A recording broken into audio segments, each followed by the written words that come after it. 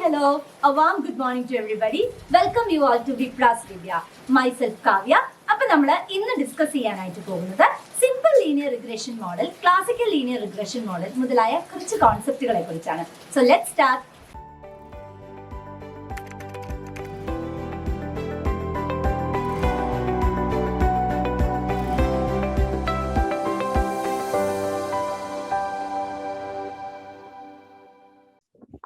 Simple linear regression model. Okay, എന്തായിരിക്കും simple linear regression model?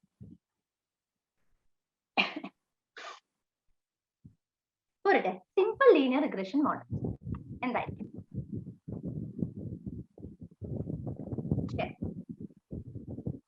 Quantity demanded is a function. ഇവിടെ എത്ര independent variable ഉണ്ട്, എത്ര dependent variable ഉണ്ട്? ഒരു ഡിപെൻഡന്റ് വേരിയബിൾ ഉണ്ട്. അതുപോലെ തന്നെ നമുക്ക് ഒന്ന് എന്തുണ്ട്, ഒരു ഇൻഡിപെൻഡന്റ് വേരിയബിളും. ഇങ്ങനെ ഒരു ഡിപെൻഡന്റ് വേരിയബിളും ഒരു ഇൻഡിപെൻഡന്റ് വേരിയബിളും വരുന്ന സിറ്റുവേഷനെ നമ്മൾ വിളിക്കുന്ന പേരാണ് സിമ്പിൾ ലീനിയർ റിഗ്രഷൻ മോഡൽ. ഒരു മോഡൽ നമ്മൾ റെപ്രസെന്റ് ചെയ്യുന്നു. ആ മോഡലില് ഒരു ഡിപെൻഡന്റ് വേരിയബിളും അതുപോലെ തന്നെ എന്താണ്, ഒന്നിൽ കൂടുതൽ ഒരു ഇൻഡിപെൻഡന്റ് വേരിയബിളും, ഒരു ഡിപെൻഡന്റ് വേരിയബിളും ഒരു ഇൻഡിപെൻഡന്റ് വേരിയബിളും വരികയാണെങ്കിൽ നമ്മൾ പറയുന്ന പേരാണ് അതിനെ സിമ്പിൾ ലീനിയർ റിഗ്രഷൻ. വലിയ കൺഫ്യൂഷൻ ഒന്നും ഉണ്ടാക്കില്ല, നമുക്ക് പെട്ടെന്ന് റെപ്രസെന്റ് ചെയ്യാൻ കഴിയുന്ന എന്താണ് ലീനിയർ റിഗ്രഷൻ മോഡൽ ആയിട്ടാണ് നമ്മൾ എന്തിനെ പറയുന്നത്, ഈ ഒരു കോൺസെപ്റ്റിനെ പറയുന്നത്. Clear for everyone?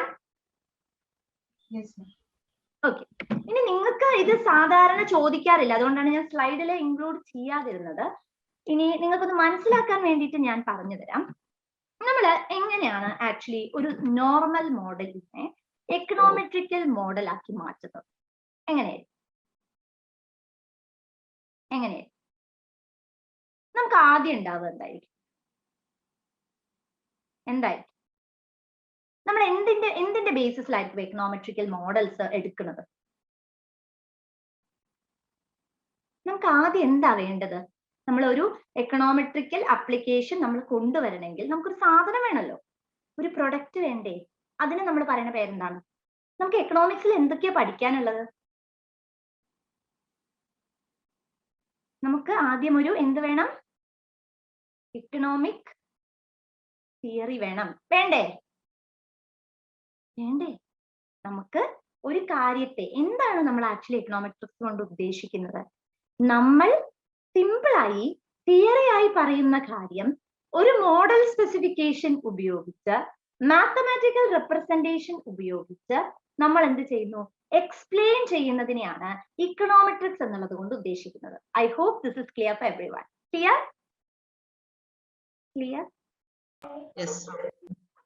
ആദ്യം നമുക്ക് എന്ത് വേണം? We should have an economic theory, അല്ലെ? ഇപ്പൊ ഞാൻ നിങ്ങൾക്ക് സ്റ്റെപ്പ് പറഞ്ഞുതരും, അത് കഴിഞ്ഞിട്ട് നിങ്ങൾ എങ്ങനെ ഇത് കണക്ട് ചെയ്യും എന്ന് എനിക്ക് പറഞ്ഞു തരണം. ഓക്കെ, സോ ഫസ്റ്റ് നമുക്ക് വേണ്ട എന്താ വെച്ചാൽ ഒരു ഇക്കണോമിക് തിയറി വേണം.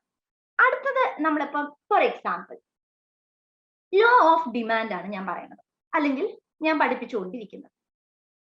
Quantity demand and prices inversely related with each other, അത് ഞാൻ പറഞ്ഞു. അപ്പൊ നിങ്ങൾ എന്നോട് എന്ത് ചോദിക്കും? എന്ത് പറയും? എന്തായിരിക്കും ചോദിക്കുക? കേട്ടോണ്ടിരിക്കുമോ നിങ്ങൾ? ഫസ്റ്റ് ടൈം ആണ് ക്ലാസ്സിൽ ഇരിക്കുന്നത്, ഫസ്റ്റ് ടൈം ആണ് ഇക്കണോമിക്സ് ക്ലാസ്സിൽ ഇരിക്കുന്നത്. So you will do what? എന്ത് ചോദിക്കും എന്നോട്? എന്ത് ചോദിക്കും? നിങ്ങൾ എല്ലാവരും മിണ്ടാതിരിക്കോ? എന്ത് ചോദിക്കും? കേട്ടില്ല. ഡൗട്ട് ചോദിക്കും. ഓക്കെ, എന്ത് ഡൗട്ട് ചോദിക്കും? You will ask me to provide പോരട്ടെ, ഒരു ന്യൂമറിക്കൽ എക്സാമ്പിൾ പറയാൻ പറയോ? എക്സാമ്പിൾ ചോദിക്കും. എക്സാമ്പിൾ പറയും. അതിന് നമ്മൾ പറയുന്നത് mathematical model of theory. Mathematical model എന്ത് പറയാ? ആദ്യം ഞാനൊരു എക്കണോമിക് തിയറി പറഞ്ഞു, quantity demand is a function of price എന്ന് ഞാൻ പറഞ്ഞു. Quantity demand and prices inversely related എന്നൊക്കെ പറഞ്ഞ് ഞാൻ ഗംഭീരമായി ക്ലാസ് എടുത്തോണ്ടിരിക്കുക. അപ്പോഴാണ് ഡൗട്ട്. അപ്പൊ ഞാൻ എന്ത് ചെയ്യണം? അത് ക്ലിയർ ചെയ്യണ്ടേ? ക്ലിയർ ചെയ്യണേ ഞാൻ എന്ത് ചെയ്യണം? ന്യൂമെറിക്കൽ എക്സാമ്പിൾസ് കൊണ്ടുവരണം. ഈ ന്യൂമെറിക്കൽ എക്സാമ്പിൾ എന്റെ എക്കണോമിക് തിയറിയിലേക്ക് ഞാൻ അപ്ലൈ ചെയ്യുകയാണെങ്കിൽ that becomes A mathematical model. കാരണം ഞാൻ എന്ത് ചെയ്യുന്നു, ക്വാണ്ടിറ്റി ഡിമാൻഡ് ഇത്രയാണ്, നമുക്കൊരു സ്കെഡ്യൂൾ ഒക്കെ ഇല്ലേ, ഡിമാൻഡ് സ്കെഡ്യൂൾസ് ഒക്കെ ഓർമ്മയുണ്ട് നിങ്ങൾക്ക് പഠിച്ചത്? അതൊക്കെ എന്താണ്, നമ്മൾ മാത്തമാറ്റിക്കൽ റെപ്രസെന്റേഷൻസ് ആണ് ചെയ്യുന്നത്. ശരി, അടുത്തത് നമുക്ക് വരുന്നത് എന്തായിരിക്കും? ഇവിടുത്തെ നായകൻ ആരാ? ഇന്നത്തെ നായകൻ ആരാണ്? ഇന്നത്തെ നായകൻ എക്കണോമെട്രിക്സ് അല്ലേ? യെസ്. അപ്പൊ നമ്മൾ ഈ തിയറിനെ എന്ത് ചെയ്തിരിക്കണം? ഇക്കണോമെട്രിക് റെപ്രസെന്റേഷൻ കൊണ്ടുവരണം. എന്താ ഈ ഇക്കണോമെട്രിക് റെപ്രസെന്റേഷൻ? എന്താ അത്? കണ്ടിട്ടില്ലേ? ഗുജറാത്തിന്റെ ഒക്കെ ടെക്സ്റ്റില് കുറെ ആൽഫ ബീറ്റ എന്നൊക്കെ പറഞ്ഞിട്ട് എഴുതിയത് കണ്ടിട്ടുണ്ടോ ഇല്ലേ?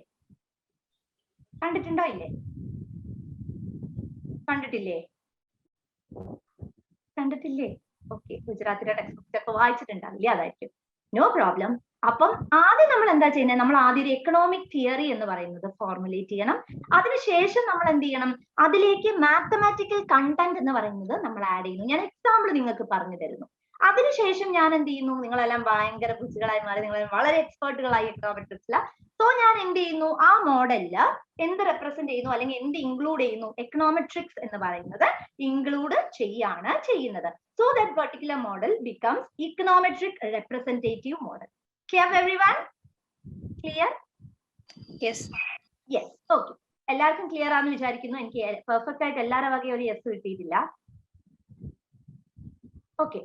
Next is data. എന്താ data? What is that? Data collection പോവാന്നൊക്കെ പറഞ്ഞു കേട്ടിട്ടുണ്ടോ?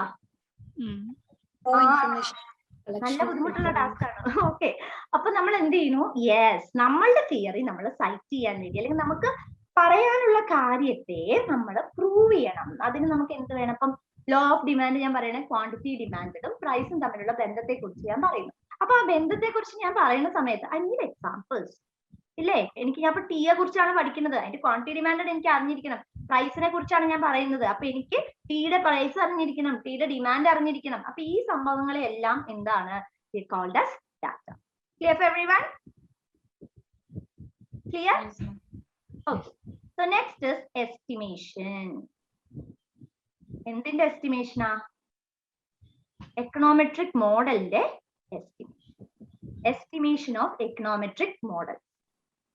എക്കണോമെട്രിക് മോഡൽസിന്റെ എസ്റ്റിമേഷൻ. അതായത് നമ്മൾ ഒരുപാട് ഫോർമുലാസ് ഒക്കെ വെച്ചിട്ട് കണ്ടുപിടിക്കാറില്ലേ എക്കണോമെട്രിക്സ്?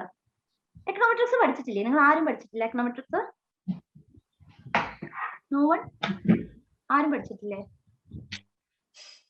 ഓക്കെ, സിമ്പിൾ ആണ് കേട്ടോ, കുഴപ്പമൊന്നുമില്ല.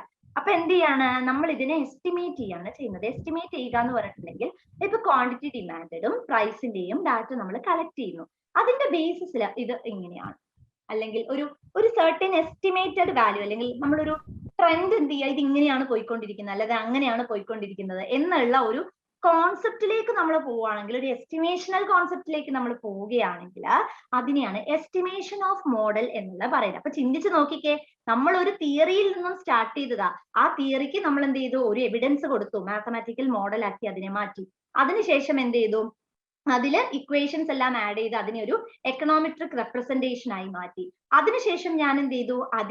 അത് പ്രൂവ് ചെയ്യാൻ വേണ്ടി അല്ലെങ്കിൽ അതിന് സപ്പോർട്ട് ചെയ്യാൻ വേണ്ടി I just went for data collection. our data, okay, and then എന്ത് ചെയ്തു? ആ കളക്ട് ചെയ്ത ഡാറ്റയെ ഞാൻ പല മെത്തേഡ്സ് ഉപയോഗിച്ച് I just went for estimation. Clear for everyone? Clear? Yes, ma'am. Yes. Hypothesis testing. What is hypothesis? What is hypothesis? എന്തായിരിക്കും hypothesis?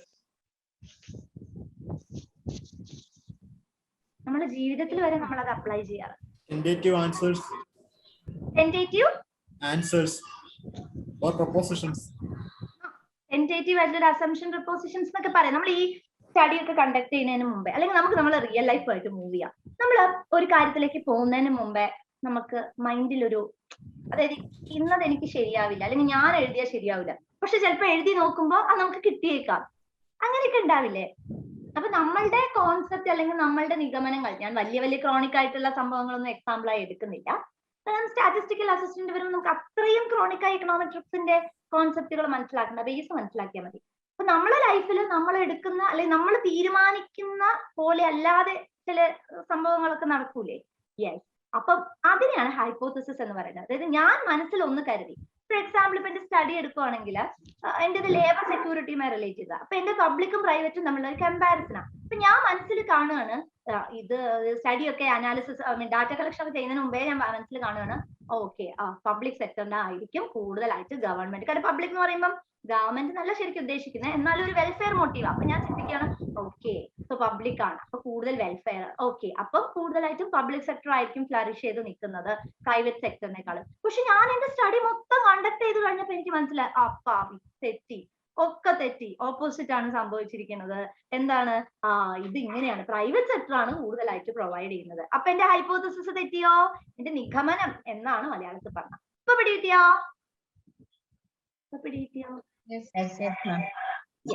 ഹൈപ്പോത്തസിസിന്റെ കുറച്ച് നമുക്ക് പറയാണ്ട് നമ്മൾ അങ്ങോട്ട് പോകുമ്പോൾ ഫർദറെ വരുമ്പോൾ നമ്മൾ അങ്ങോട്ട് പോകുമ്പോൾ നമ്മൾ പറഞ്ഞുതരാം. അടുത്തത് വരുന്നത് എന്താന്ന് വെച്ചിട്ടുണ്ടെങ്കിൽ അടുത്തത് എന്തായിരിക്കും?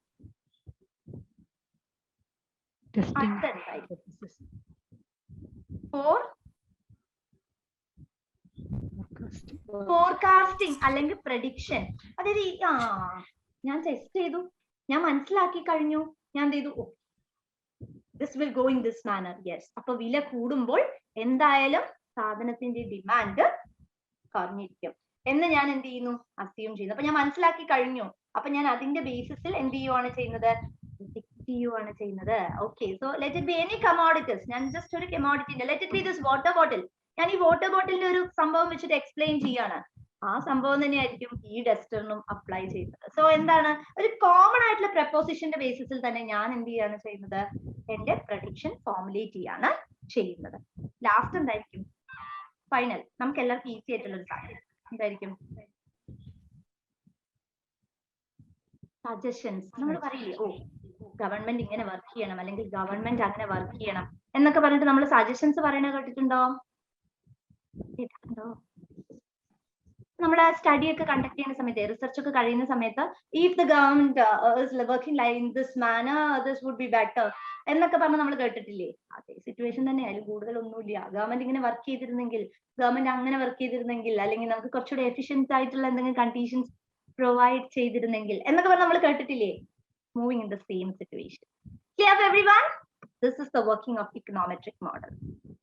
Clear?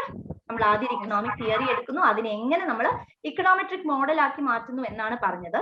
ഇത്രയും ഒന്നും നിങ്ങൾക്ക് ചിലപ്പോൾ ഒന്നോ രണ്ടോ ചോദ്യങ്ങൾ ഇതുവരെ ഞാൻ ഇതിന്റെ അകത്തുനിന്ന് കണ്ടിട്ടില്ല, അതുകൊണ്ടാണ് ഞാൻ അത് ഇൻക്ലൂഡ് ചെയ്യാതിരുന്നത്. Okay, so is it clear for everyone? Clear? Yes. Okay. So now we are moving on to ഇത് ചോദിക്കും കേട്ടോ. Assumptions of classical linear regression model, CLRM എന്ന് പറയും. assumptions of classical linear regression model. മക്കളെ നിങ്ങള് ഇത് ഞാൻ ഇപ്പം എഴുതണം എന്ന് ഞാൻ പറയില്ല, കാരണം എന്താ വെച്ചിട്ടുണ്ടെങ്കിൽ നമുക്ക് പഠിക്കേണ്ട ഒരു ഏരിയ ആണ്. പക്ഷേ ഐ വുഡ് സേ ദാറ്റ് നമ്മൾ ഈ ടെക്നിക്കൽ ടേംസ്, അതായത് multicollinearity, heteroscedasticity, autocorrelation എന്നൊക്കെ പറഞ്ഞ കുറച്ച് ടെക്നിക്കൽ ടേംസ് ഉണ്ട്. ആ ടെക്നിക്കൽ ടേംസ് കഴിയട്ടെ, after that will move on to this. Okay, അതാവുമ്പോൾ നിങ്ങൾക്ക് ആ ടെക്നിക്കൽ ടേം പറഞ്ഞിട്ട് ഇതിലേക്ക് മൂവ് ചെയ്യുന്ന സമയത്ത് it would be much easier for you. Okay, അങ്ങനെ മതിയോ? Are you comfortable with that? Okay, comfortable ആണ്. നിങ്ങൾക്ക് അയ്യോ ഹെട്രോസ്കെഡാസ്റ്റിസിറ്റി അമ്മേ എന്താ അത് എന്നുള്ളൊരു കൺഫ്യൂഷൻ വരും. അപ്പം അവിടെ അങ്ങനെ ഒരു പോസിബിലിറ്റി ഇല്ല. അപ്പൊ ഞാൻ നിങ്ങൾക്ക് ചിലപ്പോൾ തിയറി പഠിച്ച് ഉറങ്ങിയിരിക്കുകയായിരിക്കും. സോ നമുക്കൊരു ക്വസ്റ്റ്യനിലേക്ക് പോയാലോ? ഒരു പ്രീവിയസ് ക്വസ്റ്റ്യനിലേക്ക് പോവാം. ഓക്കെ, യുവർ ക്വസ്റ്റ്യൻ ഇസ്, എനിക്കത് ആക്ച്വലി ബുക്കിഷ് പ്രിന്റ് ആണ്, അതുകൊണ്ട് എനിക്കത് ഇതിലാക്കാൻ പറ്റിയിട്ടില്ല. I'll just explain you that question. എഴുതിയെടുത്തോളൂ. The estimated regression lines are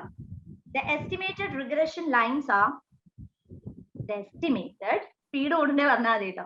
The estimated regression lines are lines are given as follows.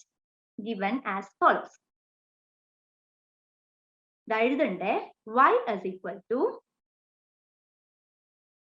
10 plus 0.4x. എല്ലാവർക്കും കാണാലോ? കാണാലോ? Yes, ma'am.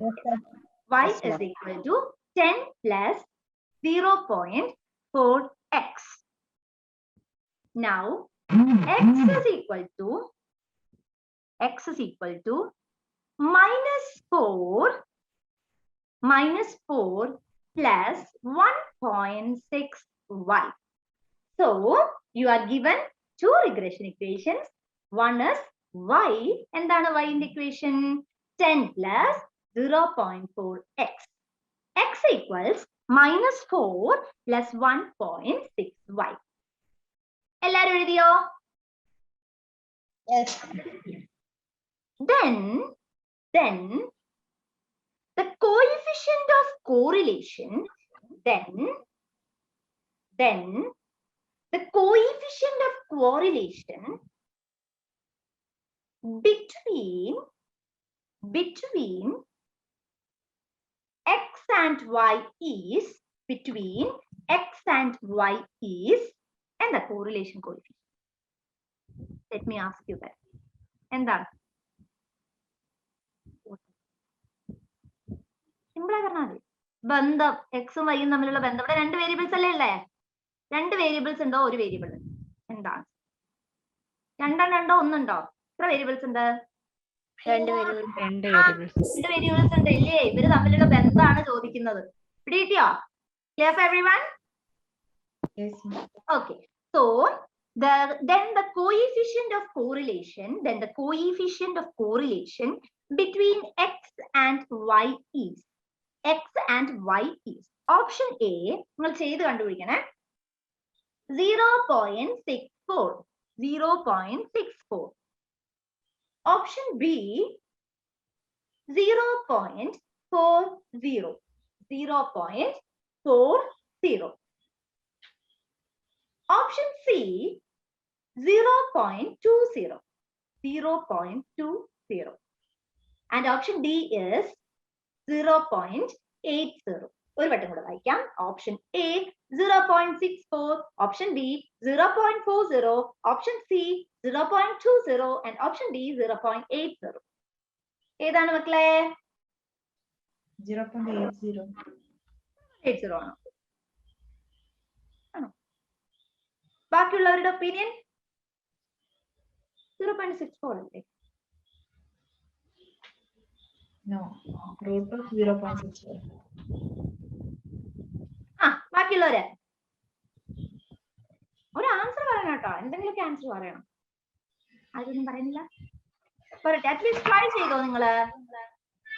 എത്ര answer?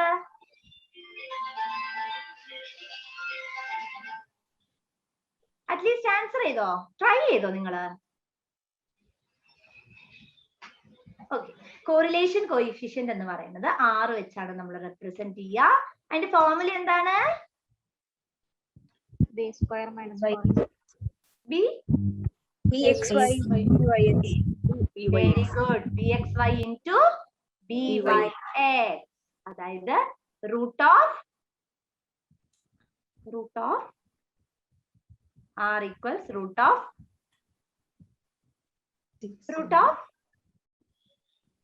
1.6. 0.4 into 1.6. Very good. 0.4 into 1.6 എത്രയാ? എത്രയാ? 0.64. അപ്പൊ ഇതിന്റെ സ്ക്വയർ എത്രയാ? 0.08.